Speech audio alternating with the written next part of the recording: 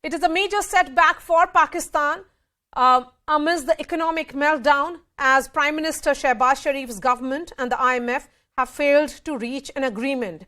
The deadlock comes after the Pakistan government declined to cut the defense budget by 10 to 20% as committed in earlier talks. The IMF has rejected the Pakistan government's gradual approach proposal to expand taxation tariffs as well as revenue streams, saying everything has to be done upfront. The IMF further added that they cannot trust Pakistan's commitments. Currently, Pakistan owes over $30 billion to the UAE, Saudi Arabia and China. And amidst the economic crisis, over 40% of its budget has gone into debt servicing. The cost of essentials, including food and medicines, continues to rise, with inflation above 27% and $1 equal to 269 Pakistani rupees. In this state of affairs, where the military calls the shots in the country, the budget of defense remains a whopping $7.5 billion. With no breakthrough in sight and the Pakistan army refusing to budge, it is fair to say that the military is once again sinking Pakistan.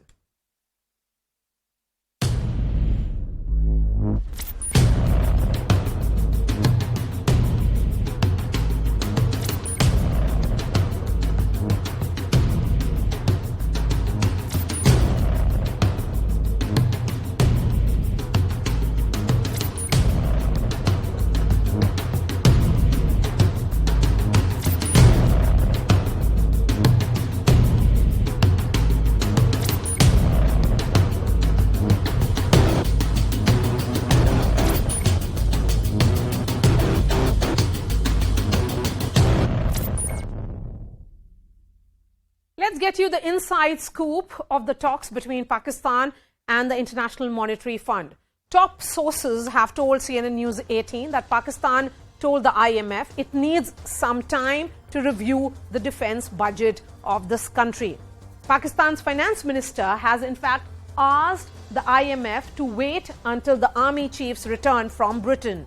The IMF has told the Pakistan government that it cannot trust its commitments and that commitments have to come now. The IMF has rejected Pakistan's gradual approach proposal, saying it invokes the changes up front.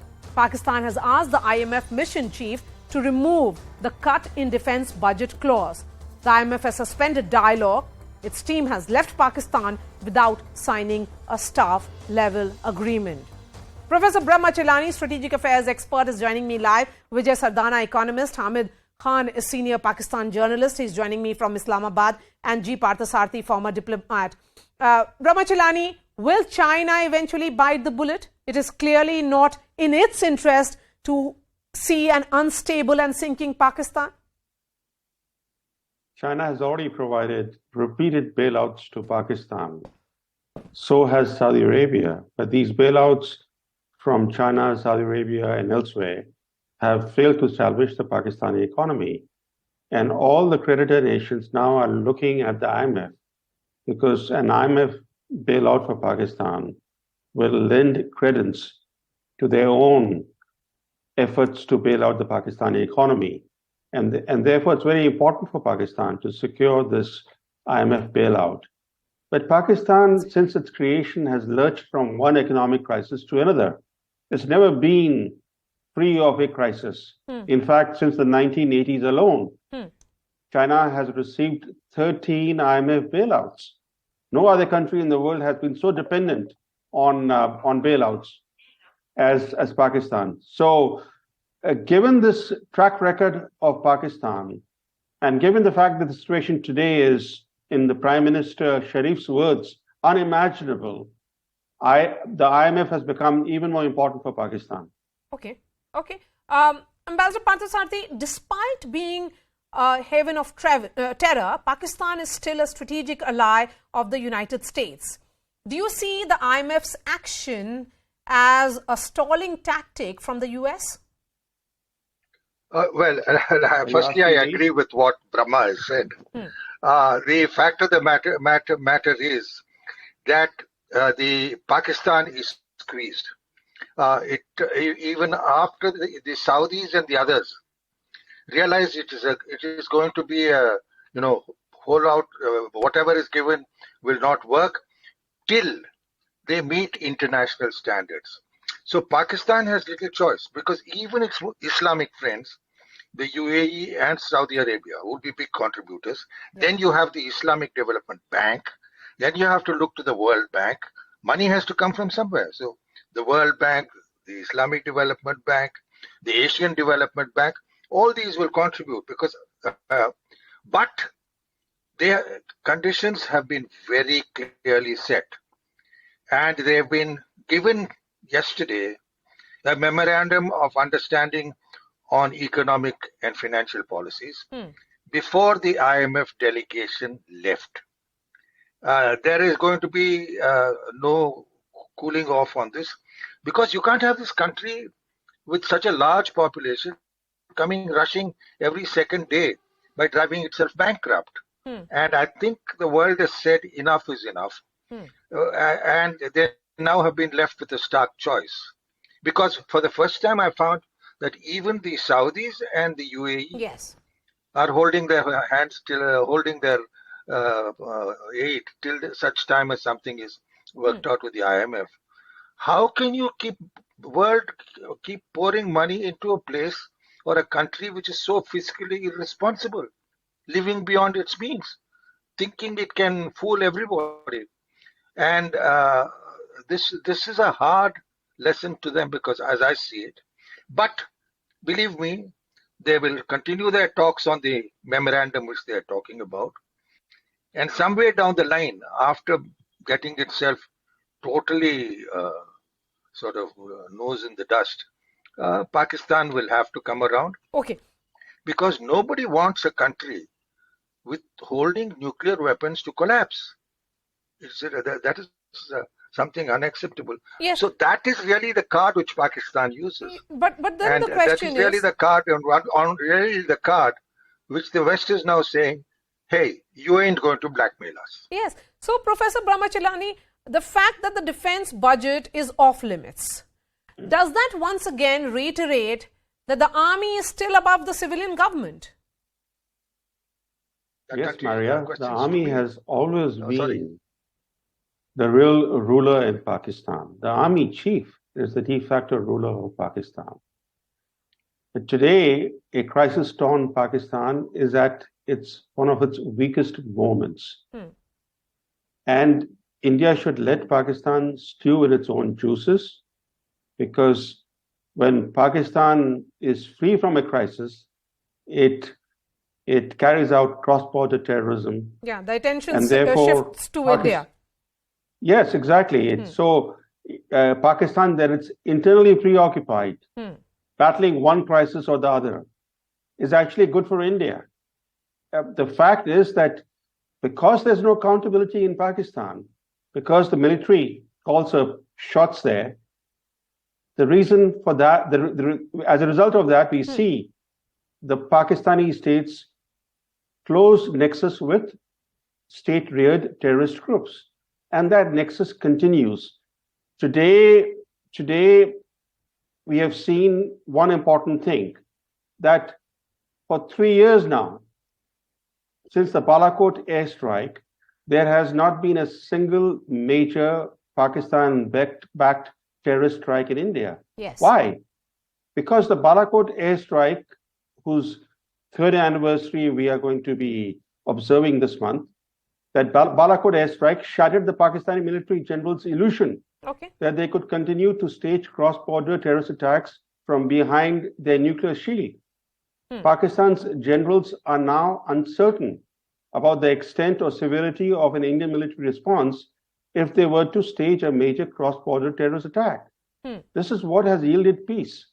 And therefore, it's very important for India not to lose sight of the fact that the only language Pakistan understands is not the language of dialogue, it's the language of retribution. So Pakistan is busy with its internal turmoil and the big economic turmoil certainly right now. Ambassador Parthasarathy, before I bring in Hamid Khan, who is yet to join us, has the economic turmoil killed the political clout of the Sharifs and Zardaris Bhutto's in an election year. Do you sense almost a landslide in favor of Imran Khan? I can't say if it will. Firstly, we'll have to see if the army joins with the courts to have Imran Khan disqualified. That will be their effort. But if they can't disqualify him, he'll rout them in the elections. Not particularly happy news, but I guess even Imran Khan will know that he has to be realistic economically and dealing with others. Hamid Khan, Imran Khan is riding a popularity wave. But reports are suggesting there are not enough funds for the elections due this year. Are there any murmurs of suspending elections completely because of the economic turmoil? No, I don't think so. They can suspend the election because of economical situation, because Election Commission have already told the Supreme Court last year that we will be able to hold the election in time. So that is not the question. Yes, about as far as time is concerned, it may be just after July or August, because October is the deadline for the elections anyway. I don't think so there will be any delay because of the fund. It is not that bad situation anyway, because I think this IMF deal will be resulted in some agreement anyway. But Mr. Khan, the time is of essence here. The people in Pakistan are dealing with an inflation of 27%. And here is the government which has decided that it will not be cutting down its defense budget. We know what this defense budget has been largely used for. It has been used for activities against India. No. It's not about the defense budget only. Let me tell you very clearly. It's not about the defense budget. It is about the entire, taxation system as well, which Pakistan government is addressing. And to be honest, it is a big confusion about the defense budget. Pakistan's defense budget is much less than its neighbors and much less than its need. To be honest, if you look into the Pakistan's situation in the region, Pakistan do need a lot of defense budget anyway. But still, Pakistan army and other institutions have managed to cut down their expenses already. Okay. There seems to be some problem with that line. I want to ask you one more question, Hamid Khan. If the army won't budge and it won't cut down on defense budget, then what really is the way out for Pakistan? Okay, Ji Parthasarathy, please take that question. Ambassador Parthasarathy. Well, let's look at this way. The army will ultimately have to yield to reality. The army, yes, has a decisive say, but it cannot take the country to disaster. So I think if the IMF stands firm, it will squeeze Pakistan's capacities to build spend too much by way of defense and acquisitions. But I want to caution on one thing. Remember, there is a growing cooperation with China. And right now, after Balakot, they are concentrating on fighter aircraft. And the Chinese will do it for them on deferred payment costs, whatever. Chinese will do anything to, keep that axis directed against India with Pakistan going. That is the fundamental aspect of Chinese policies. But so remember, when you're dealing with Pakistan, you have to bear in mind the China factor. I think Brahma will agree with me on that one. Okay. I can see Vijay Sardana also joining us. Mr. Sardana, are we seeing a repeat of Sri Lanka where short-term vision is crippling the nation in the long term? Yes, I think if you look at what Pakistan has done, unfortunately, in the last 70 years, they have not looked into their own strengths and they were unnecessarily competing with India at all the fronts. And this has led into a misuse of their limited resources. And on one hand, and on the other hand, they were in a populist politics. Unnecessary subsidy to sectors to please because of vote bank politics. They have started diverting funds into activities which were not required. Because if you have to look at that, there's a whole problem is that the electoral politics are bent towards Punjab province. And they all are big landlords, industrialists, and powerful politicians. And most of the schemes were there to please them. whether it is subsidy, whether it is reduced cost of electricity, free power. On the other hand, they never wanted to bring new taxes to generate resources. So this has created a serious crunch of resources. Now, if you look into IMF data or IMF negotiation paper, there are 30 points on which Pakistan has to address. And even today, if you see the IMF yesterday's announcement or the press release, they say work is in progress. Pakistan is not having capability, or Pakistan leadership has no capability to address those concerns which are vital for economy because of their domestic politics. So I think this is one serious area which IMF has. If you look into, there is almost 122-page report which is negotiations going on between IMF and Pakistan government. Most of the points are very logical, but somehow Pakistan government still not convinced that they have to do surgery to revive the country. They are still believing in first aid.